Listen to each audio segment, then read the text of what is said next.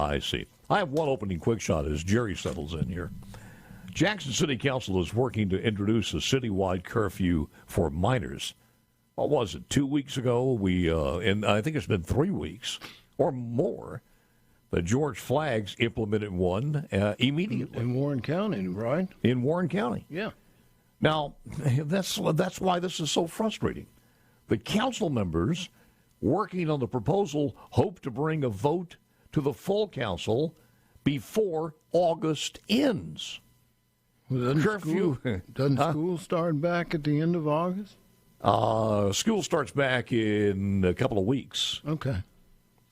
A curfew for minors has been on the city council's agenda since 2021. Oh, well, that was COVID.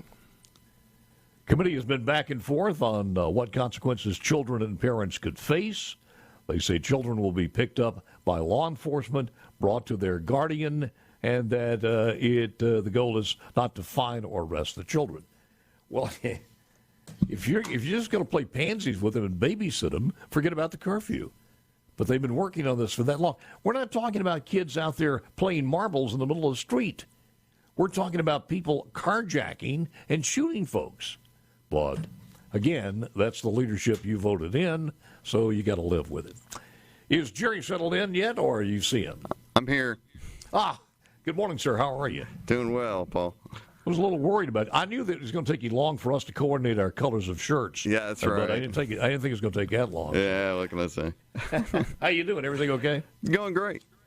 Good. A multitude of different things, though. But you look at the Jackson situation, and it doesn't get any better. And I feel for those folks. I was looking at some real estate values there over the last 5 or 6 years, and you would think at some point it would improve a little bit when the housing market improved. But it is a travesty what's going on.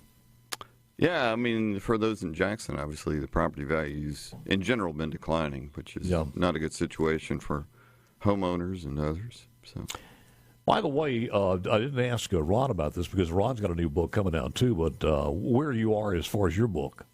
It's out. I hope people will read it. It's Race Against Time, yeah. So you have, of course, you could leave me a copy there, but I'm not going to I will. I'll leave you a copy. I'll leave you this copy. I'll make darn sure I get it. Perez, that's your responsibility to make sure I get that one. Oh, it's not one of those situations where I get to read it first, is it? Well, I'll tell you what I'll do. I'll let you read it first, and then you can give it to me. All right, cool. If you can read it within 3 weeks, though. I don't want 2 years from now. No, I'll knock it out. You come back and say, remember Jerry's book? I don't remember Jerry. Here's the proof against Carolyn Bryant Dunham in the Emmet Till case. Isn't enough to convict her? One of your stories on the 12th of July. This Till story just will not go away. No, I don't think so. Yeah. Tell me a little bit about how this popped back up and some of your experiences with this. Well, my experiences stretch back a ways. I actually interviewed. This thing has consumed a lot of your journalistic life. Well, I've written about, not just this case, but other cases too, and that's kind of what my book's about. And the Medgar Evers case, the Vernon Damer case, the Birmingham church bombing case, the Mississippi burning case are all in the book. But this one I actually started working on after Medgar Evers' case was reopened in late 1990. I found out that one of the killers was still alive, Roy Bryant. And those guys, of course, were acquitted for murder, which means they could never be re-prosecuted for murder. But, of course, they'd admitted to kidnapping Emmet Till. So I actually ended up talking to Roy Bryant, one of those that kidnapped and killed him. And he sounded, he was, his attitude was not such that you got the impression he was remorseful in any one iota. It was pretty appalling. And then go ahead. Did you have that on audio? I wish I did. It was a phone call, and back in those days it was a little more difficult to take phone calls. So go ahead now. I'm sorry. Yeah, it's okay. And so I found out. I just started. Well, wait a minute. These guys could, he could be prosecuted for kidnapping, right? Because they admitted they kidnapped Emmet Till. It wouldn't be barred by the statute. It wouldn't be barred by the, the the Constitution basically bars double jeopardy. So, but then I did some legal research and found out that Mississippi back then only had a 2-year statute of limitations on kidnapping, which I couldn't believe. It doesn't anymore, but it did back then, and I'm just horrified that that was the case. And therefore, it seems like that's been the story of this case since the beginning. It's just not. It's been a non-starter, unfortunately. Now, is she the only person in this whole story that's still alive? Yes. Yeah, she's the only one still alive. And she's 88 years old? Yeah, she is. Have you talked to her? No, I haven't talked to her directly. I've talked to people that, know her, friends with her, but I haven't talked to her directly. Well, talk about the new proof that popped up that made this a story again. As a matter of fact, a national story. Yeah, it keeps being a national story. Yeah. Well, I ended up getting a copy of her unpublished memoir, and a little over 100 pages. And, it's fascinating because her original story is much different than the story she testified to just weeks later. We have those notes of that conversation that she had with her husband's defense lawyer. And in that conversation, she basically said, Emmet Till came into the store, grabbed her hand, asked for a date, said goodbye as he left, and then whistled at her. That was it. But then the defense lawyer came out publicly and said, right before the trial, obviously for the jurors to hear, the all-white jury to hear, Emmet Till mauled her, and it kind of became a justifiable homicide, essentially. And she echoed that testimony. And in the memoir, she kind of doubles down on all that, which is kind of amazing. Like, she claims Emmet Till did even worse than that, and then she goes into this whole thing. The other aspect of it is, did she identify Emmet Till? And that's the other kind of key question. Yeah. She has always denied she identified Emmet Till, but her story, when she originally told it, was when they brought her husband and the others brought Emmet Till in, he was afraid but unharmed, and basically she said that's not the one. And, of course, Mose Wright's testimony, which is Emmet Till's uncle, basically he testified that when they came and abducted Emmet Till, that when Till was brought out there, he could hear this light voice, lighter than a man's voice, say, that's the one. And so it's always been a belief that that was her in the vehicle. What were the age differences between the two? Emmet and Carolyn Bryant? Yeah. Emmet Till had just turned 14 years old, and she was in her 20s at this point. So, did he have some type of a record with the local authorities at that time, or was he known as someone who did that? No, not at all. Yeah. I mean, all this claim of him, basically sexually assaulting her is essentially what she claimed, which is just not true. I don't think it's true. I mean, her original statement, why wouldn't she say, you did all these horrible things to me? It doesn't make any sense. She is 88 years old. Is she in good health now? I don't really know her health. I guess what I'm asking is, if you took politics out of this, you took racism, and I understand those two things are hard to do, would anybody, regardless of Republican or Democrat or white or black, would it be feasible, legally or anything else, well, it's feasible legally, in a different world, to have that trial?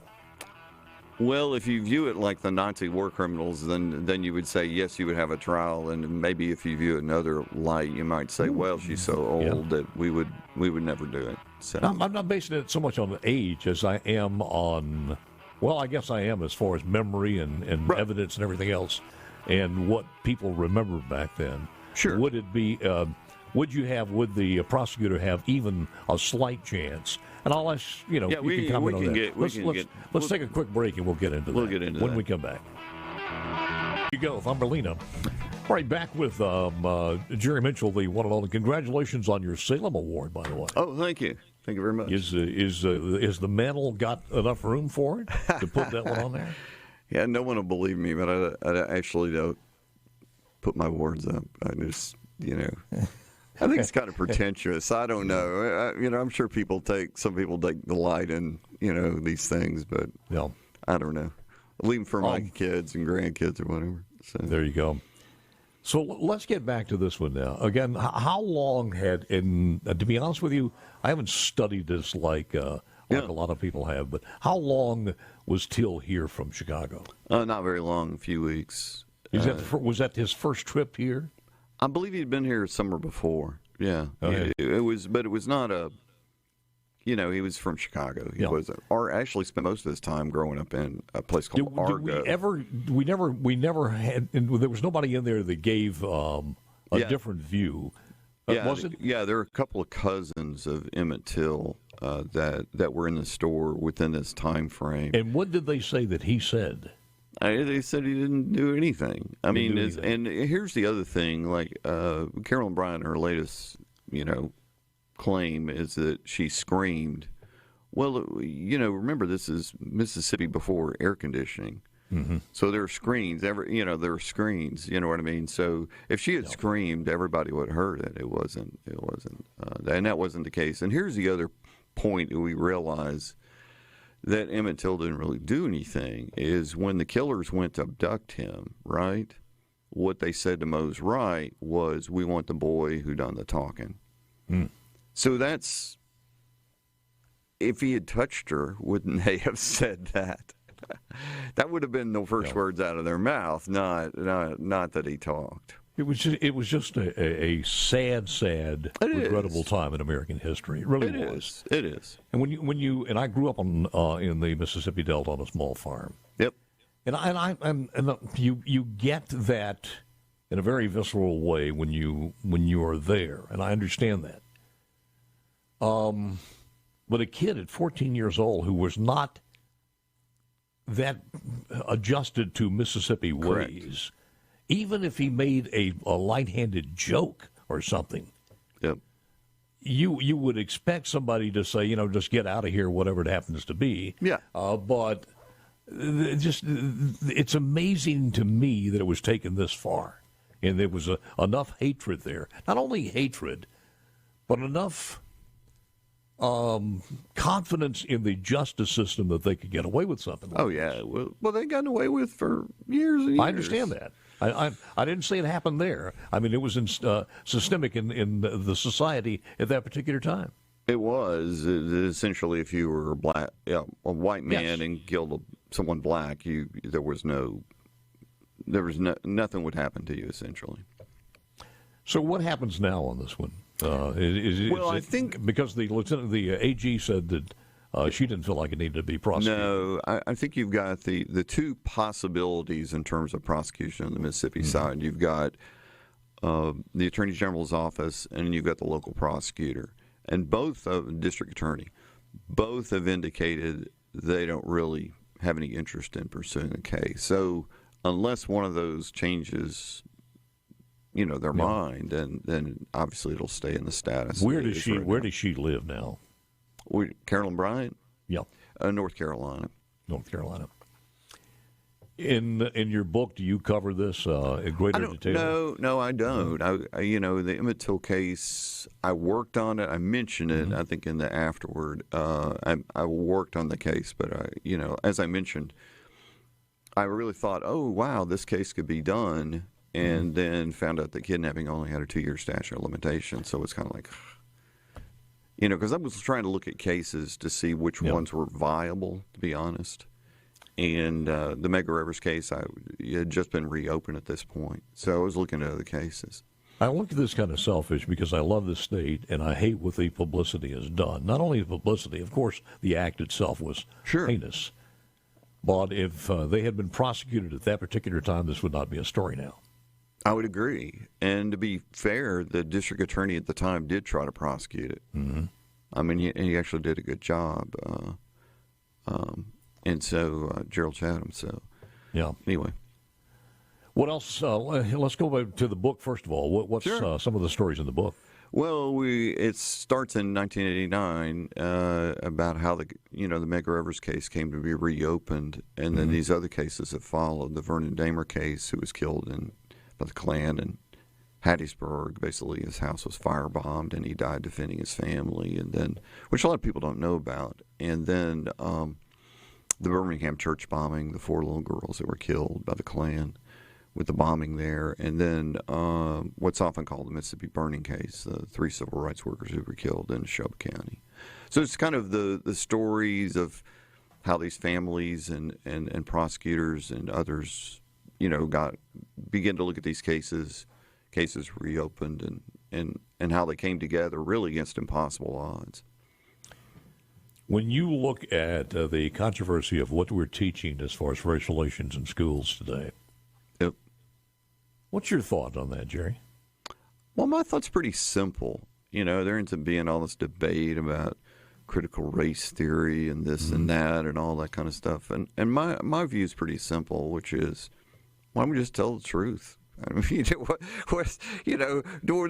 tell the truth about history, period. That's that's it. I mean, I'll give an analogy real quick. I know we're pretty much in the buckle of the Bible Belt here, so I can say this. If you read the Bible, isn't that pretty much the way the Bible does it? When you read the stories in the Bible, you get it all, don't you? You get the bad, the good, everything about those individuals. And why? So we can learn from it. No, I don't disagree with that.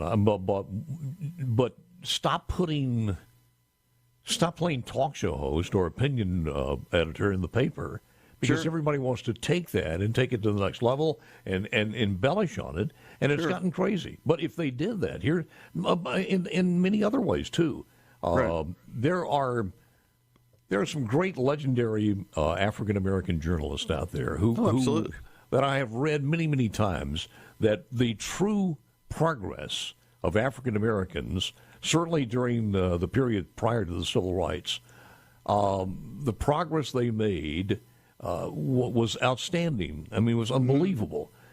So black history is not even being taught the right way in some of these schools. Well, it needs to be taught in its entirety, I think. And here's the other thing. It's like, and people can disagree with this, but it's like it's not black history in a sense. It's our history. It's not just like it here in Mississippi. Yeah.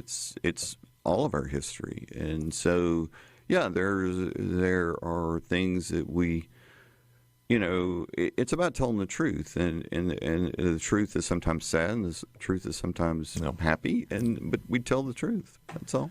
You have to walk a fine line when I say this, because people are going to think that I'm minimizing, and I'm not. I'm just saying that every day, and I haven't done this in a long time, but every day you picked up the Clarion Ledger, there was another race story on here going back to yesterday and to the civil rights struggle back then. Now, I wouldn't. How do I put this?